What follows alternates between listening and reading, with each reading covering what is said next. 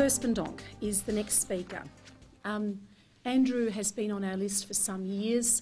I have both been opposed to Andrew and I've mediated him on many occasions.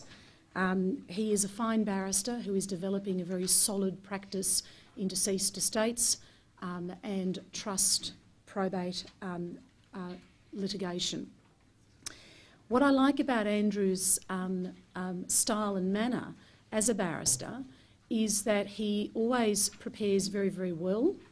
He knows his facts and he has a combative style but does look at the big picture of the litigation to ensure that the client and the solicitor receive what they want out of the litigation.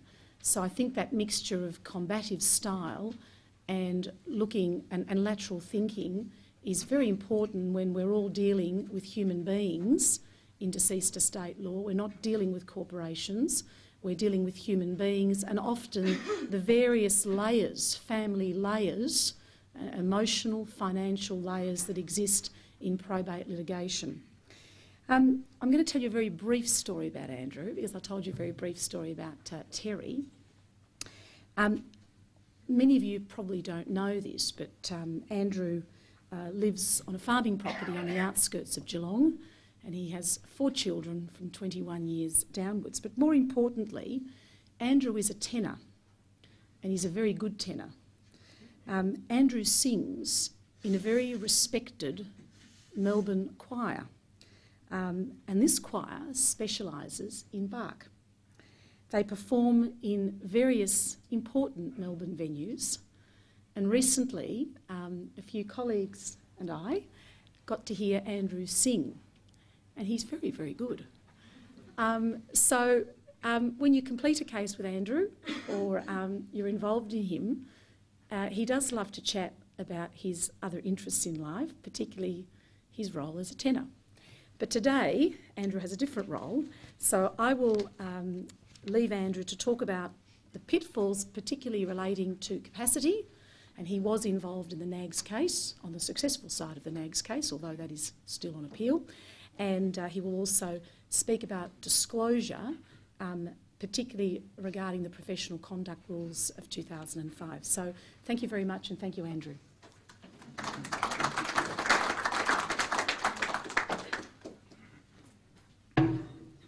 Well, good morning, everyone, and thank you, Georgina, but I'm beginning to wonder, I'm beginning to feel like I'm being stalked. Just a couple of things about Nicholson and Nags to put a couple of you who've heard me talk about that before at rest. I'm not just going to be talking about that today. There's another Queensland case, which was a legal professional tribunal case, which I'll be talking about as well. It dovetails very neatly into the issues that arose in Nicholson and Nags, solicitors' duties in taking instructions for wills and powers of attorney and documenting the process. But the outcome, of course, wasn't a capacity fight, it was a prosecution of a solicitor, and he was ultimately found guilty of unprofessional conduct. So it's just another take on the same sort of thing, and another lesson about how high those judges and tribunal members have raised the bar for people like you at the coalface. One more thing about Nicholson and Nags. In Teri's paper, she had a section about document destruction, which I commend to you. I'm not going to be talking about that. She was dealing with that aspect, and from what I saw in the paper, she dealt with it very well. It's very important to read it. So she didn't speak to it, but have a good look at it. Now, in terms of what I'm going to be talking about today, I start off with the marvellously evocative but very politically incorrect statement of Lord Justice Cranworth that he made in 1857 about the difficulties of navigating the shades of grey that solicitors have to deal with in dealing with questions of capacity. And think about it like this: if Lord Justice Cranworth thought it was difficult in 1857, when people would usually be dead by about the age of 60, just imagine how difficult he'd think it is now when people live to 80, 90, sometimes even 100.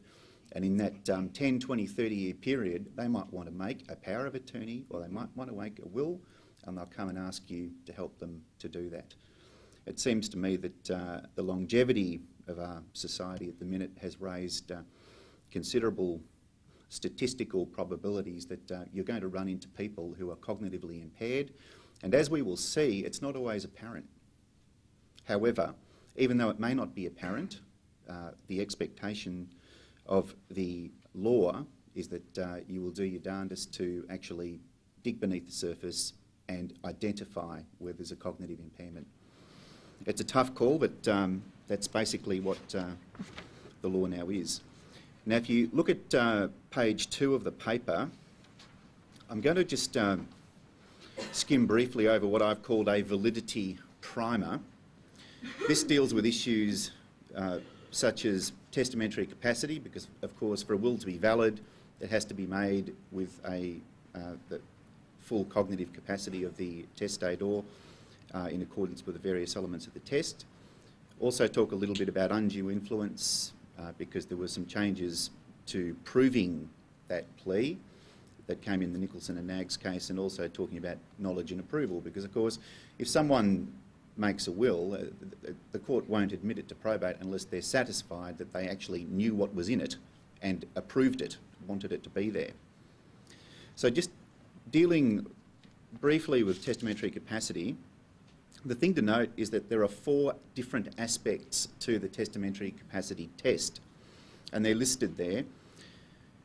Understanding of the Will-Making Act, understanding of the general extent and character of the property being disposed of. Neither of those are usually all that controversial. Comprehension or appreciation of the claims to which effect should be given, or put it another way, as Justice Dixon did many years ago, the ability to weigh the claims which naturally ought to press upon the willmaker. And that can be a lot more fruitful in terms of challenging the validity of a will on the basis of incapacity. Because if you have a complicated, whether it's a financially complicated or an emotionally complicated situation, it may be very difficult for a testator or testatrix to hold competing claims in balance. For instance, the classic case of a second wife and children from the first marriage. Add to that the fact that they might not get on, and you have a huge potential for pressure on the cognitive resources of the willmaker. So that's usually the element that is most fruitful for challenging a will on the basis of incapacity. The final element is really an amplification, or another way of looking at the third element, and that's it must be clear that there's an absence of any overriding mental dysfunction that would change the disposition from what the testator would have wanted had the testator have been capable. And if you fail on any of those elements, the will be invalid for lack of testamentary capacity. It's not as if there has to be a failure on 2 or 3 or all 4. Any one, if any one drops, then the will be invalid. Now, the burden of proving that a will is valid rests on the propounder, and that's something that you really need to bear in mind when you're taking instructions for a will. If there's ever a challenge, it's not up to the other side to prove incapacity. If you are propounding a will, you must prove capacity. That obviously has implications for the way you keep your records, as we'll see, and the things that you do. The standard of proof is on the balance of probabilities, but again, in line with the old Brigginshaw test, the court has to be affirmatively satisfied that in the circumstances and the situation, that the court can have confidence that in fact it's more probable than not that the willmaker had capacity. So sometimes we hear the old 51% argument. If it's, if it's 51% your way, then you've won. But it doesn't. That sort of analysis is a little simplistic, and it doesn't appear to me to really deal properly with the degree of satisfaction a judge has to feel depending on complicated or conflicting circumstances. So the task is to affirmatively satisfy the court, and the circumstances might make that easier or harder to do in any given case. Testamentary capacity is what we call task-specific.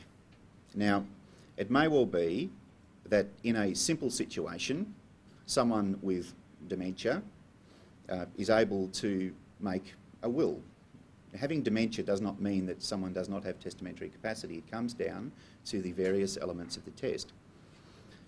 However, if someone has an extremely complicated situation, whether emotionally or financially, and if they're in a position of some emotional conflict, say they're the meat in the sandwich between the second wife and the children from the first marriage, it may well be they would need more. They would need more cognitive function to be able to meet their more complicated circumstances.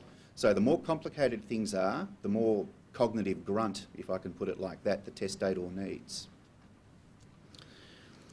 Another thing that comes up time and time again in the cases, and I feel very sorry for the solicitors that are faced with dealing with someone walking in off the street, making a will, and then when the person dies, all the hell breaks loose and the will is challenged. The problem is this, that appearances can be deceptive. People can be apparently normal to to all basic intents and purposes, but they may not have capacity. And the best example I can think of that, and I haven't noted it in the paper, is the case of Flynn and Roccasano, where someone walked in off the street with her husband and presented perfectly well.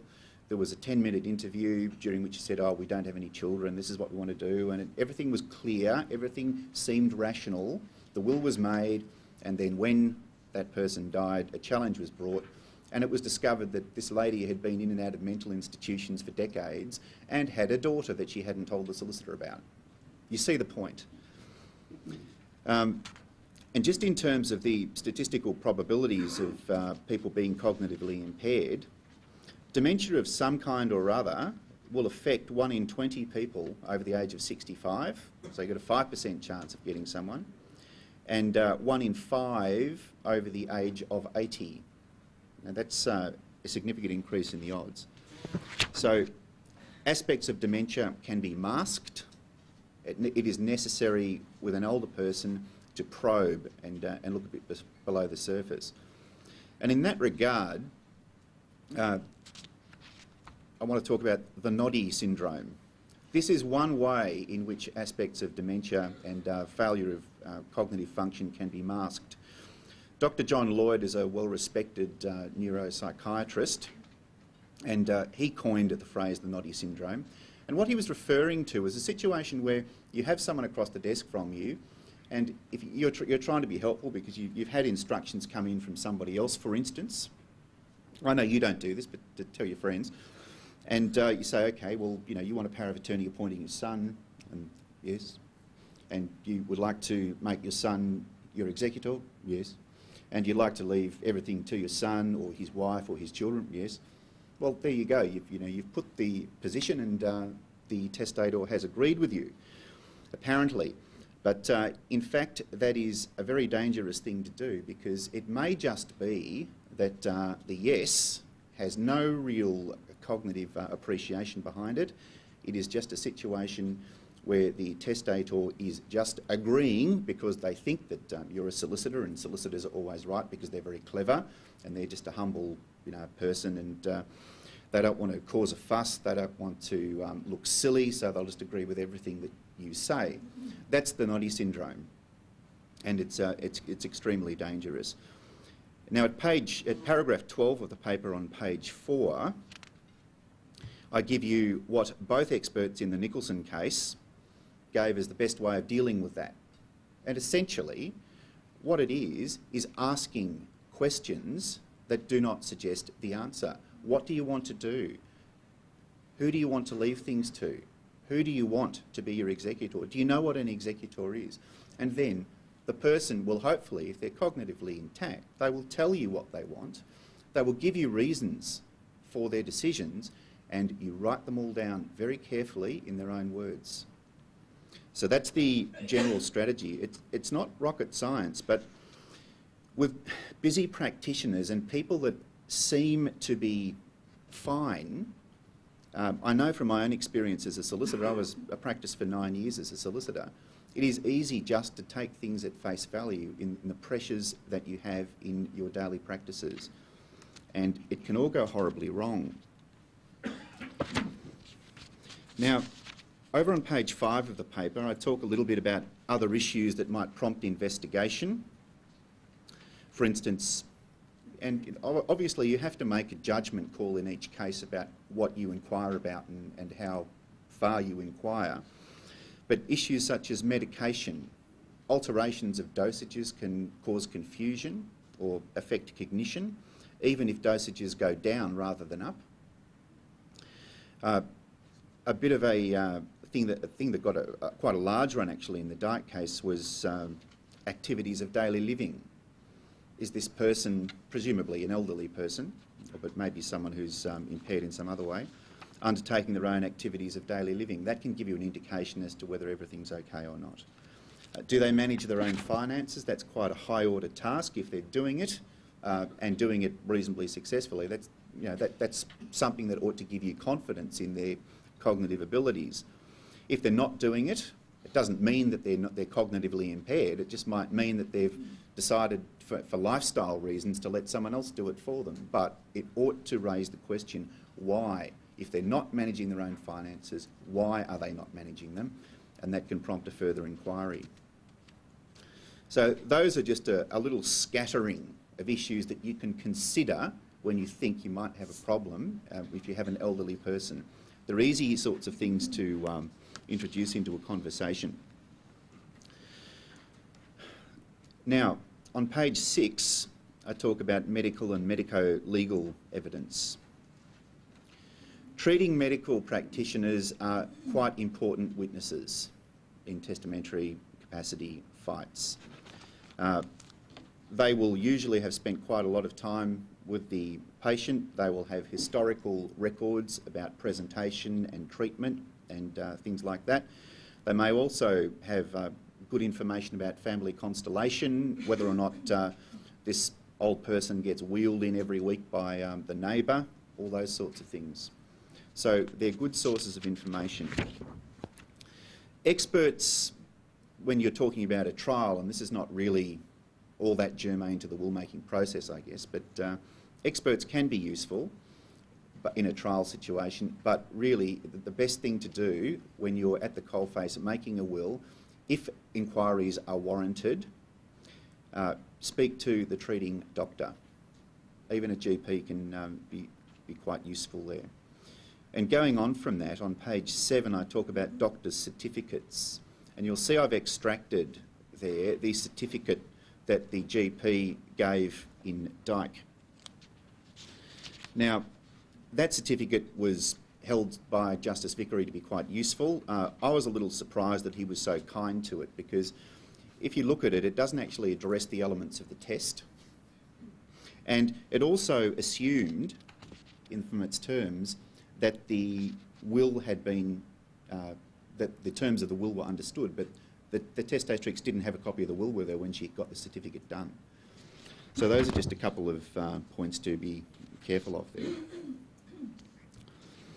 And I'll move on a bit, but you'll see at paragraph 23 that Justice Vickery set out what would be a good approach in dealing with a treating doctor and a lawyer when testamentary capacity might be an issue and has to be investigated.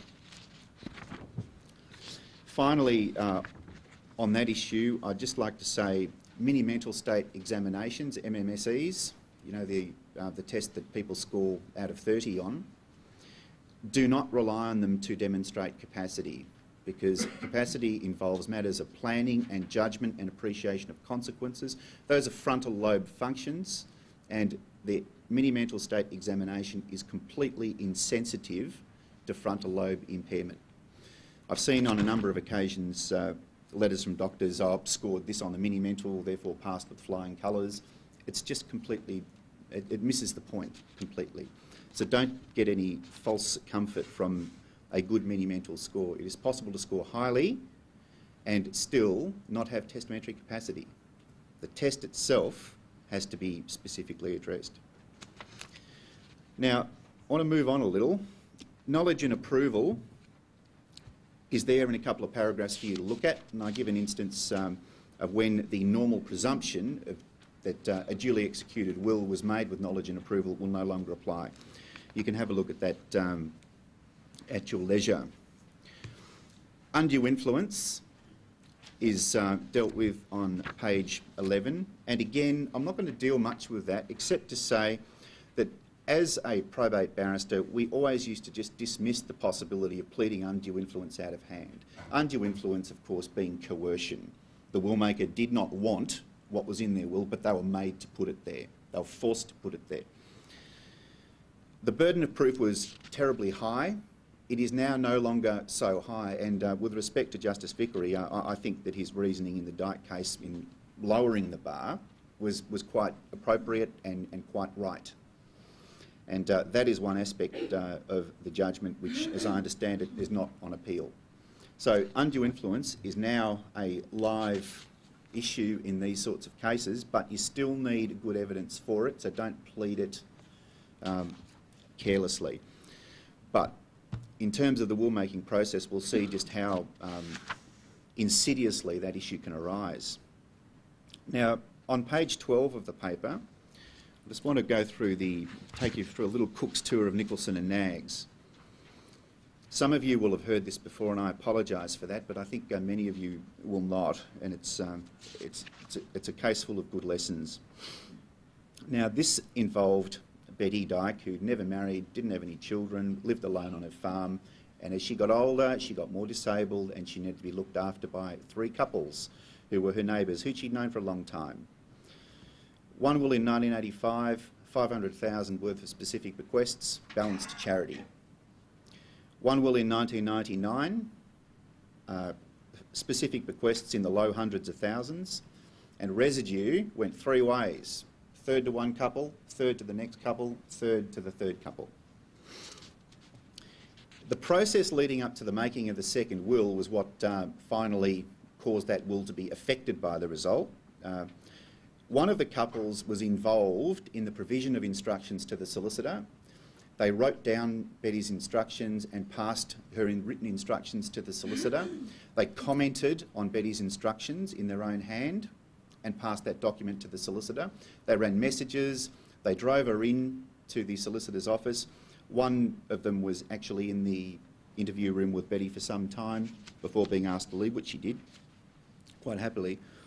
And crucially, shortly before the last that will was made, instructions about the disposition of residue were changed by a telephone message from one of the members of that couple.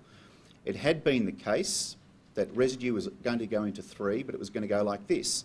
Mrs X was going to get 1/3, Mr Y was going to get 1/3, Mr and Mrs Z were going to get 1/3.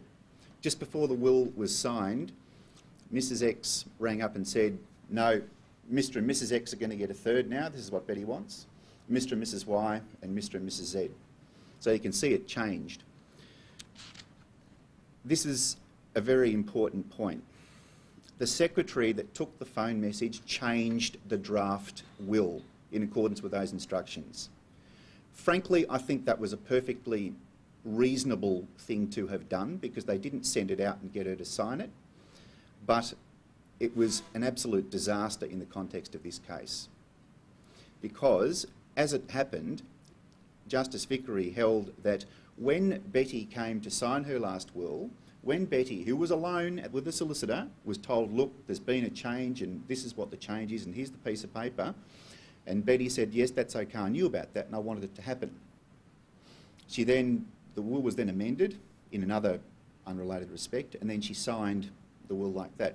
Justice Vickery found that that constituted undue influence because the presentation of the amended draft put her in a situation where she had to rock the boat if she wanted anything to change, and because there was some evidence that she hadn't actually liked Mr X, he found that she'd basically been pressured by having that draft presented to her into making a will in a way she didn't want.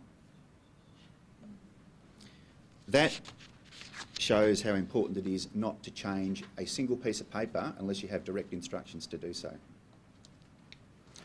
Now, that penultimate will was okay, except that the gift to Mr. and Mrs. X was changed to just Mrs. X, but the rest of it was all right.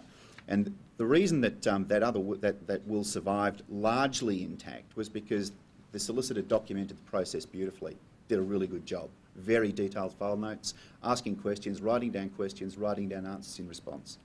Really important. The final will, and I won't spend long on that, was made a couple of years later, about 15, 16 months later, I should say. And it was done opportunistically. There'd been a change to an executor. A codicil was done. A codicil was mucked up. It was called a first codicil, whereas in fact there'd been a previous one, which I haven't bothered you with, but it was there. And the solicitor said, a different solicitor said, let's just change the whole will, just consolidate everything into a new document. The documentation of that process was very, very marginal. About 8 lines survived. And at that stage, this old lady was over 80.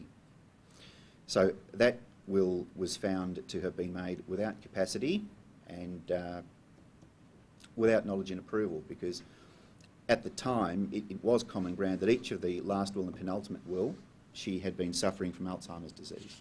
But the penultimate will survived, except for the undue influence aspect. The last will didn't. Now, I'll get to some lessons about that in a short time, but let's talk about the one that I don't know that, I've never spoken about this before, Legal Services Commissioner and Ford, and I'm on page 14. Mr. Ford was a sole practitioner. Mrs. Adams, was his 86-year-old widowed client. Now, if you can't see the way this is going, he'd acted for her a few years earlier doing a power of attorney, and the attorney was also her principal beneficiary. A few years later, Mr. Ford was told by the attorney, look, she's not doing too well cognitively. Just a short conversation. 3 months after that, a friend of Mrs. Adams, who wasn't the attorney, this is the second person coming into it now, tells the solicitor she's in a nursing home, she's very upset, I've just spent 2.5 hours with her, she's had a falling out with her attorney, she wants to change her will and power of attorney. Now, alarm bells should be clanging at this point. The next day at the nursing home, there was a full cognitive assessment of Mrs. Adams.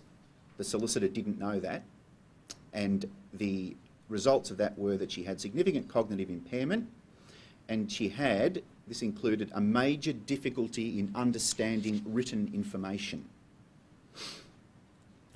Day after that, the friend brings in Mrs. Adams to Mr. Ford, leaves them alone, as she should do, and the solicitor saw his client alone, which is good. After that, Mrs. Adams gave Mr. Ford all the usual complaints. Look, my old beneficiary doesn't like me. She only was interested in me after she knew I was in a nursing home and going to die. The usual things that old people say. I want to change my will, leaving everything to the friend.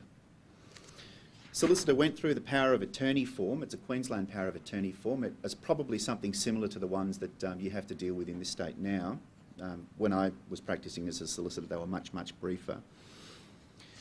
And he got this lady to read a statement of understanding, which basically was a bit of a Dorothy Dixon statement on the form, I understand that, I understand that, I understand that, etc., etc. But don't forget, she had major difficulty in understanding written information. Now, he didn't know that, though. His notes were very unsatisfactory. They contained, and that was what the tribunal found, they contained words, though, such as very coherent, extremely aware and alert, clear in her wishes. And I just want to make a point about that. I see affidavits in testamentary capacity cases all the time talking about someone being very clear in what they wanted, expressing things very clearly. It's about ability to judge and to weigh. It's not about ability to articulate or express. So don't be fooled by that. Anyway, A few days later, the power of attorney and the new will are taken to the nursing home. Mr. Ford runs into a registered nurse before he signs Mrs. Adams up. She says, "Oh, look, I'm a bit concerned about her cognitive capacity and forgetfulness." He says something like, "Well, she seemed all right to me the other day." Goes off, happily signs her up. The power of attorney document hadn't been properly completed, which didn't go down too well with the tribunal in demonstrating how careful he had been. And basically, the solicitor appears to have relied on his long experience. You know, he'd been a solicitor for a long time, and his instinct and his nous in making whatever inquiries he thought were appropriate and satisfying himself that she was okay. The Queensland Law Society had published guidelines about how to undertake a process of signing up someone on a power of attorney. They had issues to be addressed in it. They had the way to ask questions, open-ended questions, not closed questions, non-leading questions essentially. And if you look at paragraph 55, I give an example of that. Before anyone takes me to task, when I say difference between open and closed questions, the first question I give as an example is in fact a closed question, not an open question. So I do know the difference between open and closed questions. I just did the paper in an awful hurry, that's all. But you see, now you've decided to appoint your son your attorney. Is that right? That's a closed question. You know, they might just go, yeah. Who do you want to act as your attorney? That's an open question, and that's the appropriate way. But the guidelines, and this is the relevance for you, the guidelines they covered the issues that Section 118 of our Instruments Act covers. Has to be made with capacity. Capacity will include an understanding of the following matters, blum, blum, blum, blum, blum, blum, blum.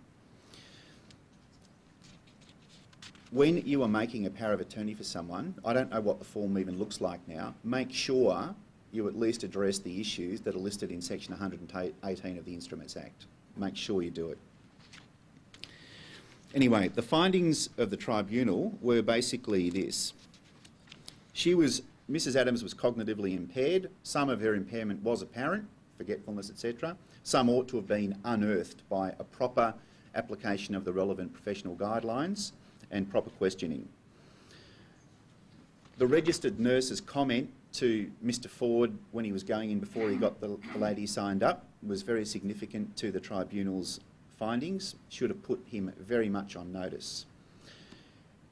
Other factors which should have put Mr. Ford on notice were the fact that she was in a nursing home and the person that had facilitated the change of will was the one who'd brought her in, etc., etc., etc. She was in a position of some sort of conflict there. And the tribunal member also found that the documentation of the process was really poor. It is so important to have great file notes now, I'm afraid. I live in horror of a will challenge involving one of the wills that I used to make back when I was a solicitor. So I'm not being smart to you. I really sympathise. It seems to me that the bar is very, very high now, and I hope nothing ever comes of any of the ones that I made, although I tried to be careful. Basically, the way that Mr. Ford conducted himself was found to have constituted unprofessional conduct, and that's the nub for you people. It's no longer just, well, there was a will that I did and it's fallen over. This is a direct attack on the professional integrity of the person that did it, and there is now a finding that he was guilty of unprofessional conduct. So that's that case. I've got about 5 or 6 minutes left. What I'm going to do is just refer you to pages 18 and 19 about solicitors' disclosure when receiving a benefit. This is just Rule 10 of the Solicitor's Conduct and Practice Rules. There's not much comment on it.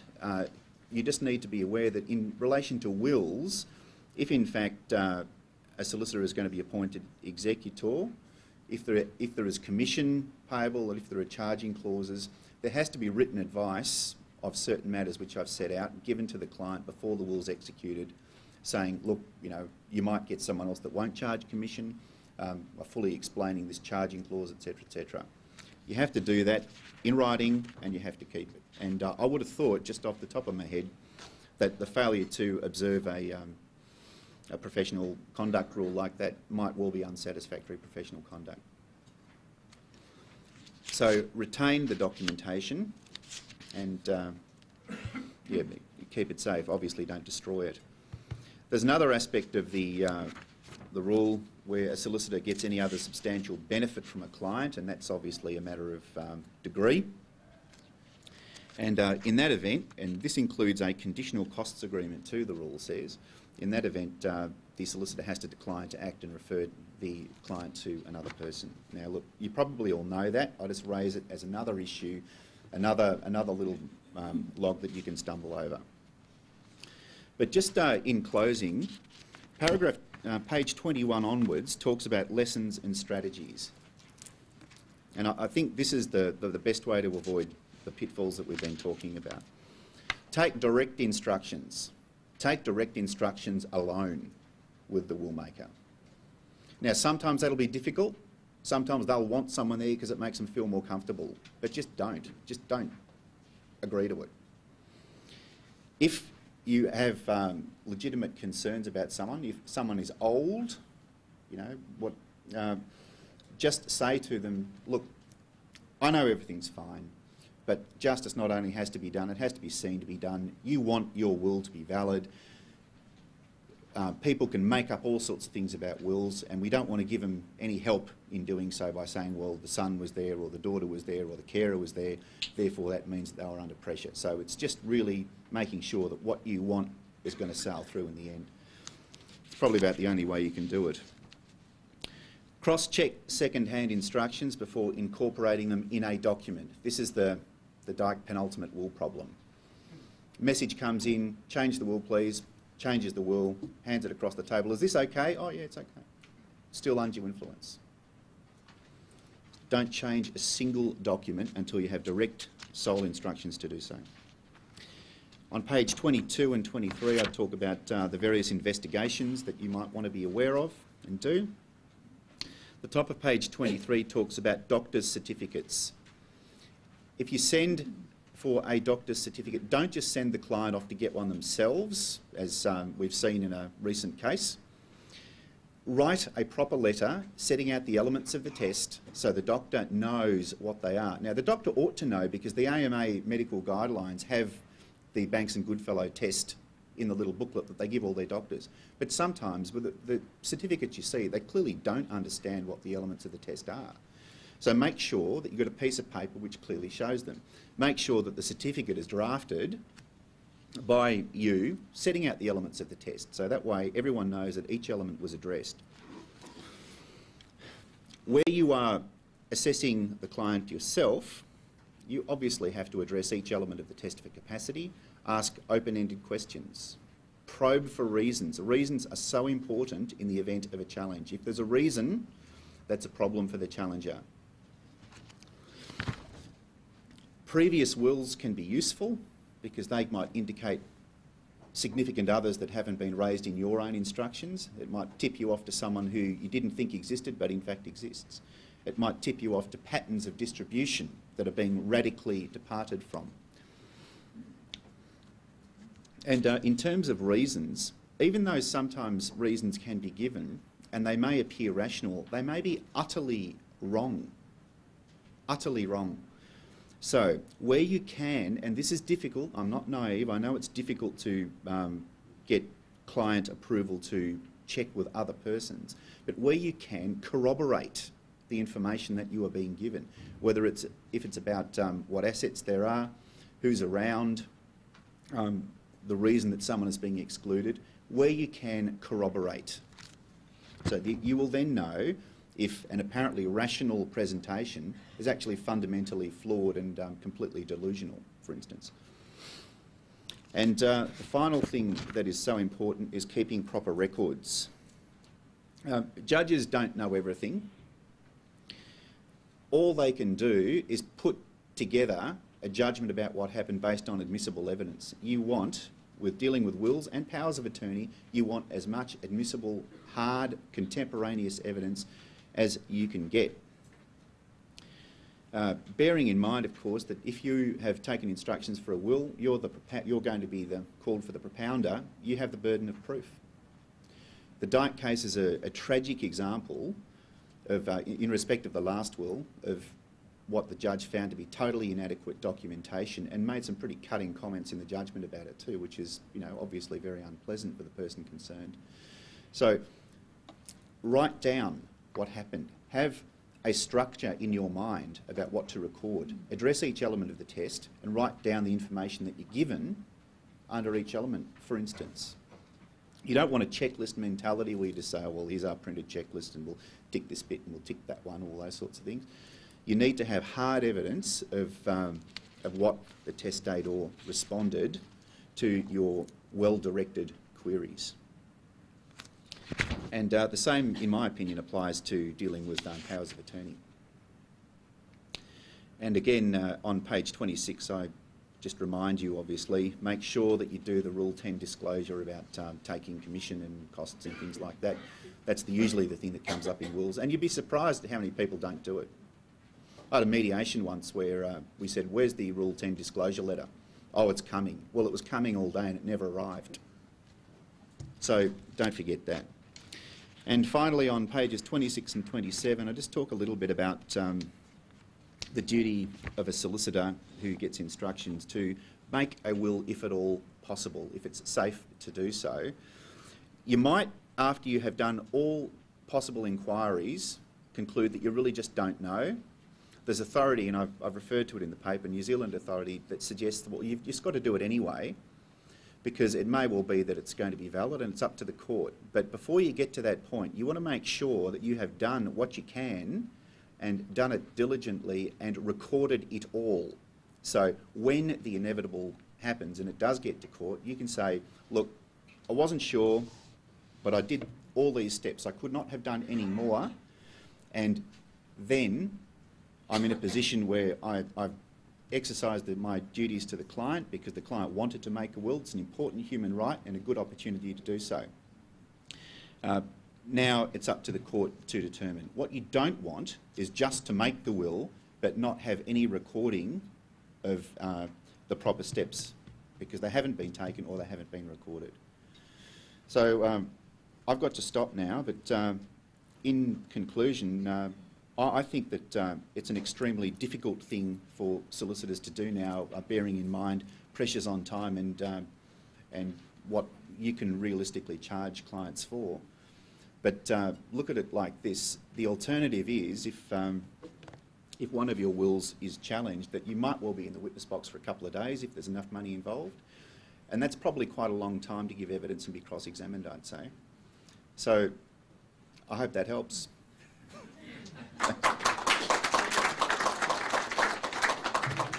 Very briefly, ladies and gentlemen, before I take some questions, I think Andrew has raised the bar, and it's a concern that Andrew and I and a number of our colleagues have. The bar has been risen.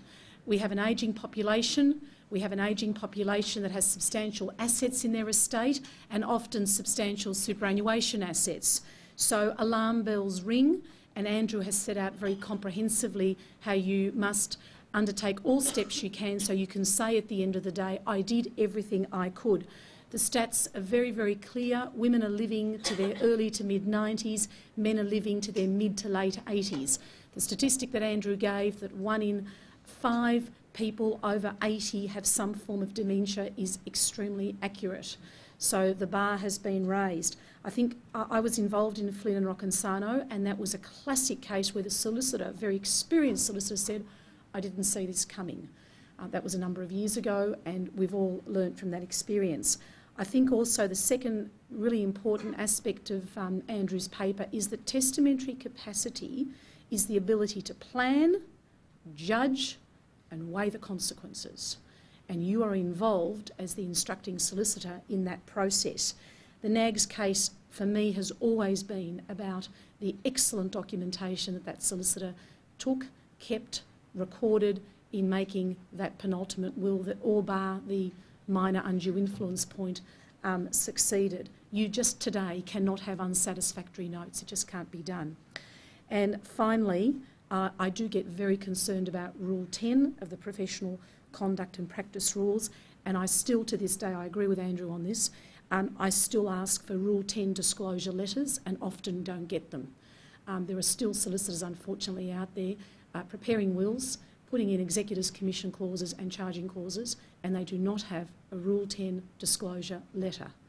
Please, get it done. Buggers like I and Andrew and Teri will take you on about that.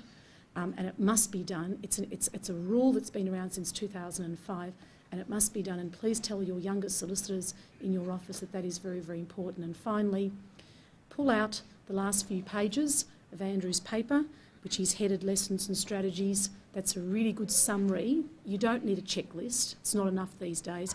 His Lessons and Strategies, last few pages of his paper really summarises the extent to which it is a ready reckoner for you.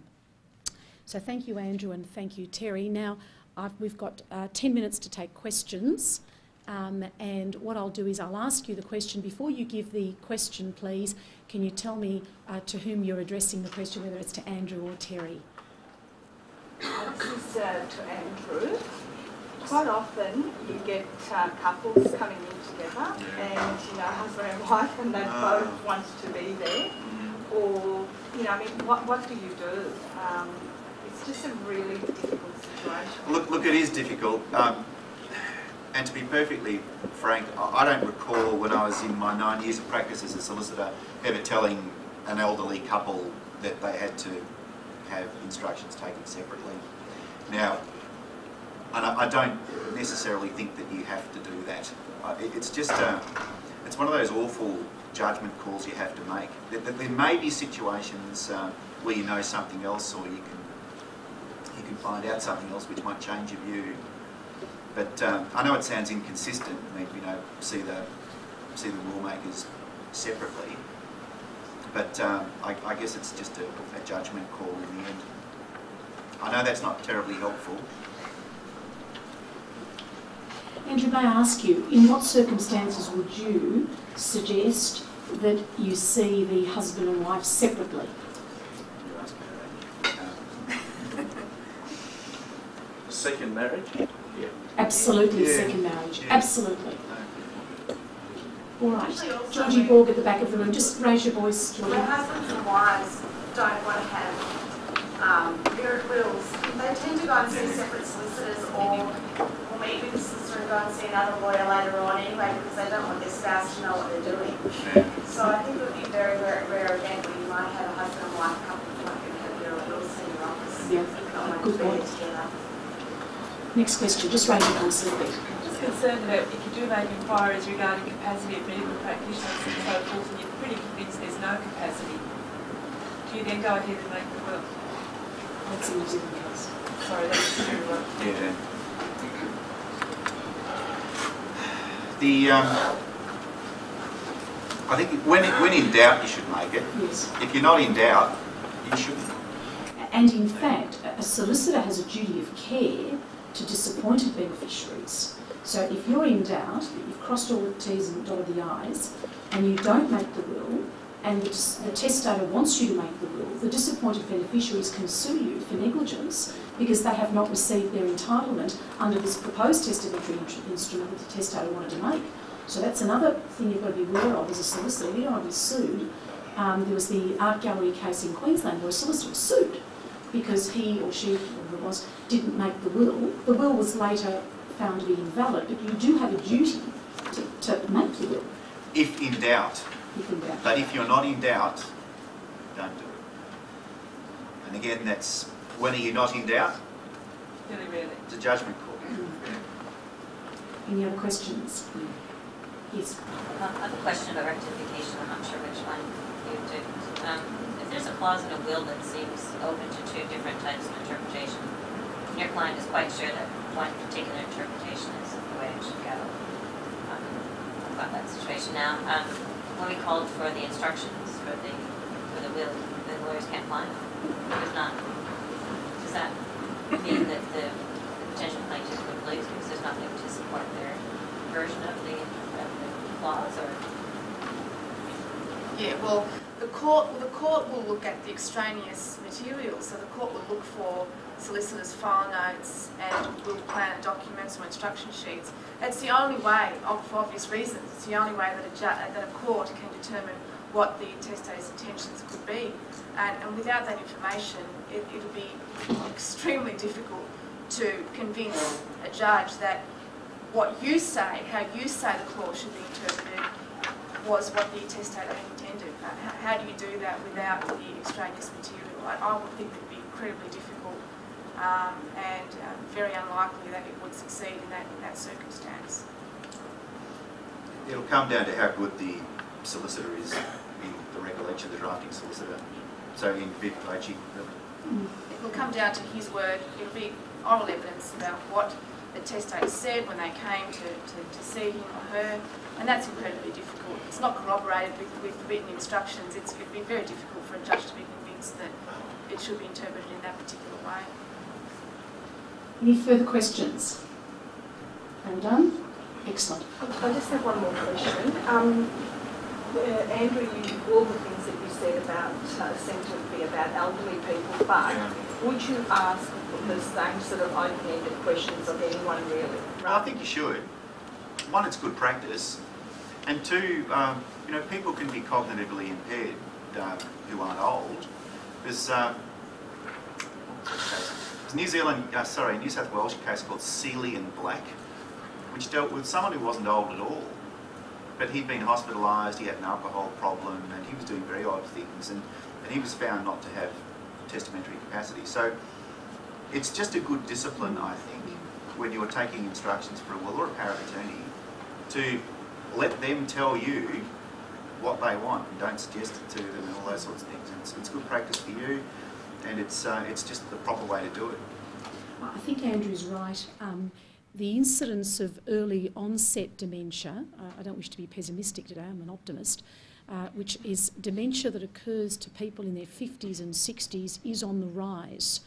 And getting into a disciplined practice of asking open questions and not closed questions protects you more and more, and I think that's very true, Andrew. Any further questions? All right, thank you very much, Andrew and Teri.